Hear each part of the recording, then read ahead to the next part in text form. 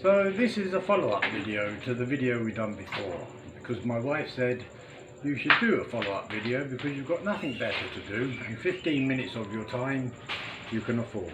So here I am doing this follow-up video just to let you know who I am, what I'm about, and my views in general on life in the Philippines. I met my wife about 7 years ago in London, where she was working as a nanny, where so many of them do. We got together, dated a few times and ended up getting married, which we've not regretted since. But now we're in the Philippines together with her daughter Janine in our house. But I would just like to say that in my time travelling back and forwards to the Philippines, typically we'd have a holiday 3 weeks every year. So, you know, after about 7 years you start to get to know the culture, the people, the way of life, and Filipinos in general. I've never had any problems with them. They've always been good to me and very respectful. In London we used to get together with the other Filipinos, the OFWs, who also used to work as nannies, care workers, health workers.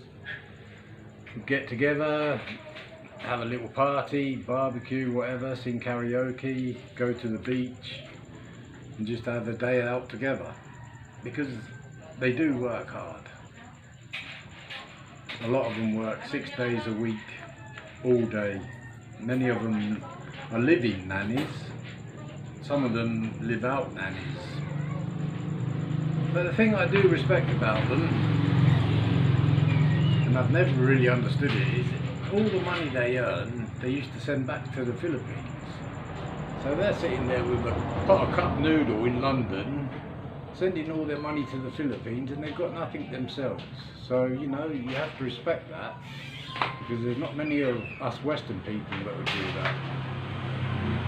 So family comes first for the Filipino, and they do look after each other. Look after each other very well. Supporting nieces, nephews, brothers, sisters, just to try and improve everyone's life so everyone is happy. And that's what I find enjoyable about the Philippines. I like the bonding, I like the social care. It's a good feeling, good atmosphere. I feel comfortable here. I don't really have any intentions of going back to England, but I will have to go back to fix different papers like my pensions and things like that, but all that in good time. I arrived before the COVID, about 1 day before, and then of course the country went into shutdown, so we've been here for about 3 months now. It's not really affected me because we're quite happy where we are. We've got our own little setup, so we don't really worry about anything. But it does make you wonder though, when you're sitting here, you know, thinking you've got plenty of time on your hands, and you think through life in general. And for me, I feel quite happy, contented.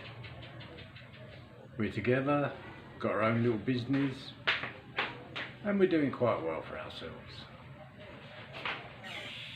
I did invite my daughter down last year. We was down here together, and wow, that was a big cultural shock for her because she'd never seen anything like that. But she appreciated the way of life. She liked it very much, in fact, and she will be coming again this year, maybe. Not sure about the other daughter, but she's also shown an interest that she would like to come and visit the Philippines. It's a nice, easy way of life, very basic. No trouble, not really many arguments, and people just generally get on fine together. I think that's why people like Filipinos, because they're easy to get along with. There's no trouble with them. I think we in the West could learn a lot from that. But God and faith, they have a lot to say in this culture. people are very respectful of God. So, you know, you have to respect that. And I must admit, I've become quite a believer myself. I sit here looking at the stars at night, this big wide world of ours, and I wonder. No, I take that opportunity that I've been given to help others, because I'd like to invest in their future to make them more happy, more prosperous, because it all has a knock-on effect. Karma goes around, comes around, and being able just to help someone, put a smile on their face, it's a good feeling. Most people know that. Most people are generous enough and they like to offer their help, and the rewards are very satisfying. So I intend to stay here with my wife, with no intention of going back to the UK to work. Can't be dealing with that rat race. Early in the morning, late at night, work. No, I'm quite happy here. And it's the same for the wife. She used to work early morning, finish late at night, 6 days a week, get Saturday night off and go back again Sunday night. But we got along well together, we understood each other, and we're still together, so things have worked out well for us. She was always taken very kindly by my mother and my brothers and sisters. But she was a very she is a very hard working girl, and always used to make sure the house was clean and tidy. Sometimes, you know, that used to upset mother a bit, because she would say, "What's wrong with her? Is my house not tidy enough?" And I'd say, "Mother, it's not her, it's just the way she is. She's like a little robot, you know, you wind her up and she won't stop." But you know, mother finally got to know her, to appreciate her, and she misses her greatly. But that's life, isn't it? We move on. And I'm lost now, babe, I don't know what to say. Cut it there. Yeah, so while here, now we've got the light on, because it's starting to get dark. It gets dark early here, but anyway, while here, the 3 months we've been here, you make good contact to the neighbours. You know, you get on well with them, treat them fine, and they treat you fine.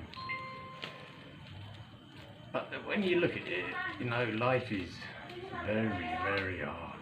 You think you survive on $1 a day. That's hard work. It reminds me a bit of when I was a kid in the 70s, when we had not much to eat. There was no work around. People just surviving, basically. But as long as we got a can of baked beans, we were happy then. But we didn't know how to go and hunt food or gather food like they do here, and that amazes me, because sometimes if they got no food, they take the leaves off the tree and call it morangai, and then they make it like a soup out of it. And then you see that and you think, wow, that's quite clever. And one of the guys, he goes out, catches frogs, so they boil the frogs up and eat frog legs. Not my cup of tea, but you know, if you've got nothing, you've got to eat something. And another guy, he goes out with a fishing rod. It's like a fishing rod, but it's 2 electrical currents going through it, and he electrocutes the water so he catches the fish, and then they're happy because then they've got food to eat for that day. So they're quite creative. Very creative, really, because if you've got no money, you've got to eat, and that's how they survive. They get along like that. And during this lockdown, this COVID lockdown, the government, they've been fortunate enough to supply them with rice and cans of food and some money. So they've been quite fortunate, really. So you have to take your hat off to the Philippine government for looking after them. because there's not many other countries that have done that for us, is there? I don't think so anyway. So you know, you look around and you see how they live, how they survive, what they have to eat, and their basic daily life, and you think, wow, that's hard. If you've been living like that all your life, I suppose you get used to it. As long as they got a roof over their head, they're quite happy. But some of the roofs they got over their head, they're full of holes anyway, so as soon as it rains, it pours. And when it pours here,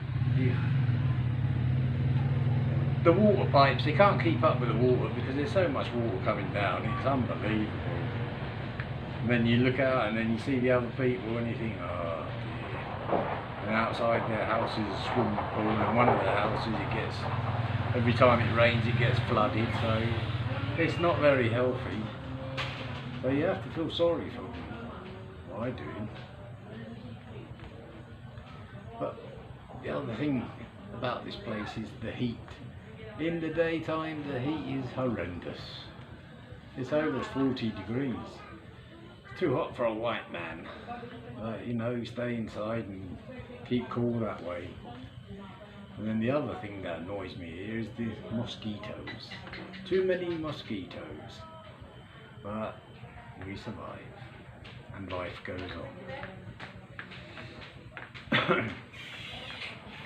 So my intentions while I'm here is to try and help people, just to get that little foothold up in life, you know, so you can just say, yes, I'm happy with that. Basic necessities here, just a simple thing like a toilet, we take for granted. Most people, they go out into the woods and whatever and do their business there.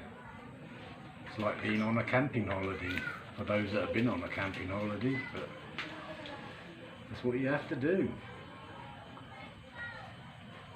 So when I'm in England and I'm with the Filipinos and we're all together and we're all having a laugh and a joke, you don't think about life in the Philippines so much, because we're okay in the West, you know.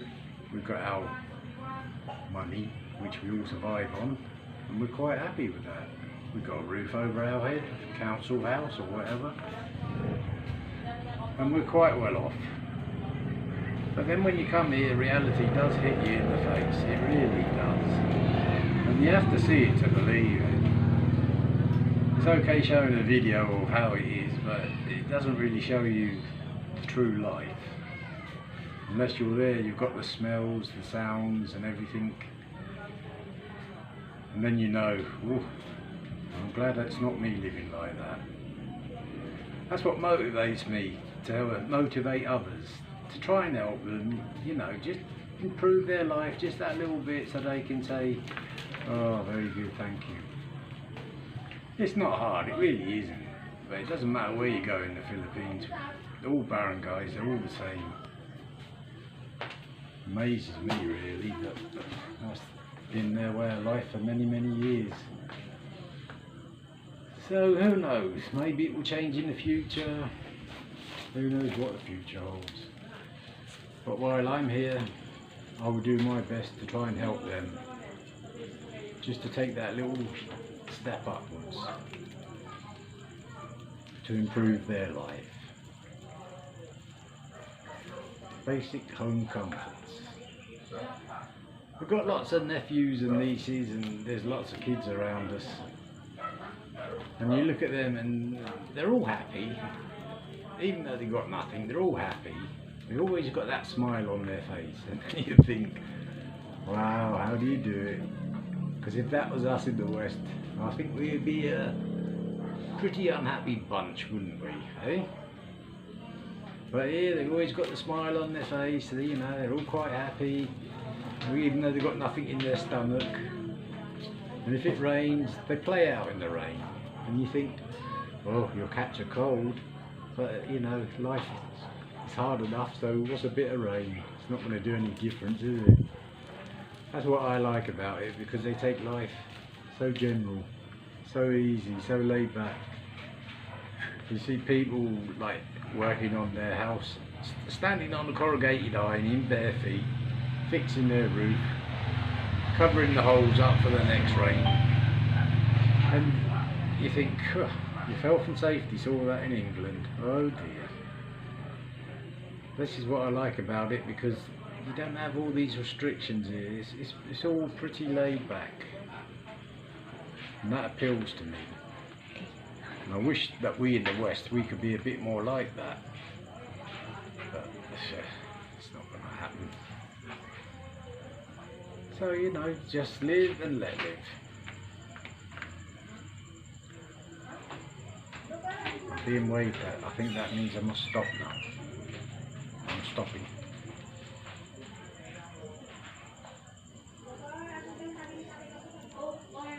Stop it. Okay, I think I've been rambling on long enough now, so I think I'll call it a day for today, and hopefully we'll see you again tomorrow. Okay, thank you very much.